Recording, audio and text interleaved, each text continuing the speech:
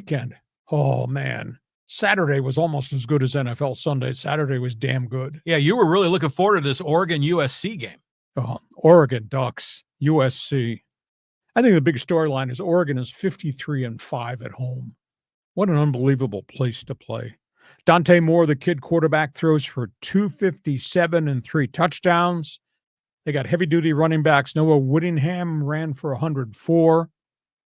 They beat him with explosive, creative, exotic formations that USC just could not cover. Had an 85-yard touchdown punt return, the Ducks did. Jaden Mayava threw for 306, 3 touchdowns, couple of interceptions. He kept throwing into double coverage because he had a lot of pressure on him. I don't understand Lincoln Riley. Bizarre play calls down on the goal line again. This keeps happening. You're running reverses with your wide receiver, taking the ball off the line of scrimmage rather than trying to play power ball and just punch it in. And he was down there on a goal line standing, didn't get it in, running crazy stuff. And the worst thing is to get on the plane to come home. They missed the playoffs for the 4th year in a row at USC. USC under Lincoln Riley is 0-5 now against top 10 teams. They're not a power broker in the Big Ten Conference, and they don't play on the road very well in Big Ten Conference games. So it was unbelievable, the excitement, the enthusiasm, the culture of Oregon football, and it's unbelievably disappointing that USC is just another team. It's not in the playoffs. And all the world's in the playoffs now because it's a 12-team party. Aztecs, they're 9-2. Living off their defense, living off their run game. They slogged their way to another win against San Jose State. They can win it all. They play Friday at 12:30 in the afternoon at New Mexico. Wow. Credit the defense. Interceptions, sacks, tackles for losses, third down stops. They are ranked in 6 different categories inside the top 10 in NCAA stats in the nation on defense. I mean, it's just, I asked Sean Lewis, I said, pick an adjective or pick an adverb, Sean. Again, put my hand up. Give me an adjective or an adverb to describe who your defense is. He thought about it. He might have thought about it 20 seconds. I said, I want one word that describes it. He doesn't talk in one word. No. And the word was elite. Yeah, that's a good one. Damn right. And then he proceeded to give me a 4-minute answer. Why? Now, I will say this, and people are not going to necessarily agree. They've gotten about every freaking break in the book they could get this year in what could be a 10-2 season. I mean, San Jose's quarterback went down. That kid had thrown for 3,000 yards this season, went down with a knee injury early. Boise had lost their starting quarterback. They played a backup against San Diego State. Fresno went with a kid that was playing his first start ever in the Mountain West Conference against this defense.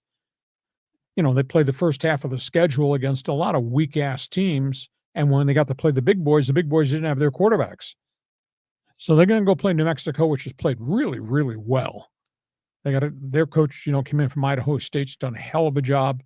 Transfer portal, he brought his whole Idaho State team with him, which has made New Mexico pretty competitive. So, Aztecs, they could be 10-2. There is not a person on the face of the earth outside of Sean Lewis and maybe his lovely wife that would have ever thought these dudes would be 10-2 this season. It's great. It is. I concur with you. We'll talk about UCLA. They get whacked by Washington, got killed up in Seattle. Bruins are now 3-8. What a nightmare. Not enough players. Quarterback is hurt. Quarterback has already announced he's leaving after the season. They got the debt, the lousy crowds, the Rose Bowl lawsuit, the alumni petition by former UCLA football players to remove the athletic director, and the coaching hiring failures. What a mess UCLA is. Just talk about a couple other storylines here. Let's talk about the situation.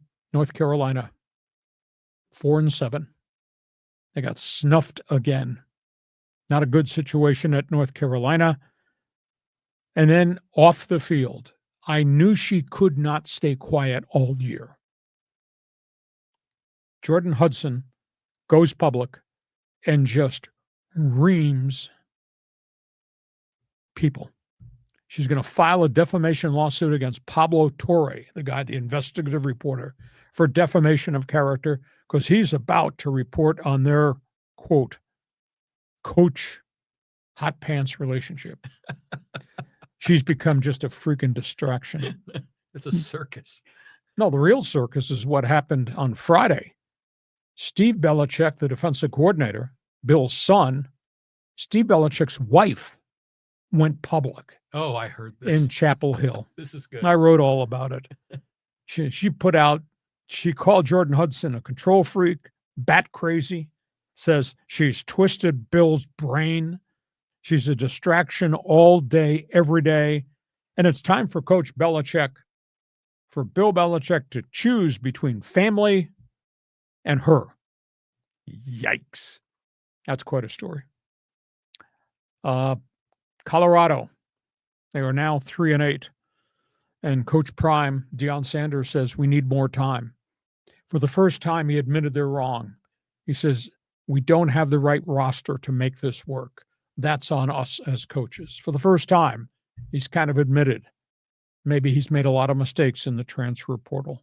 They can't compete.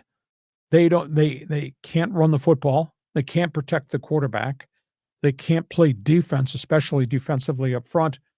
This is a disaster. Juju Lewis, the freshman quarterback, I thought played pretty competitively in his start, but they really have no help around him.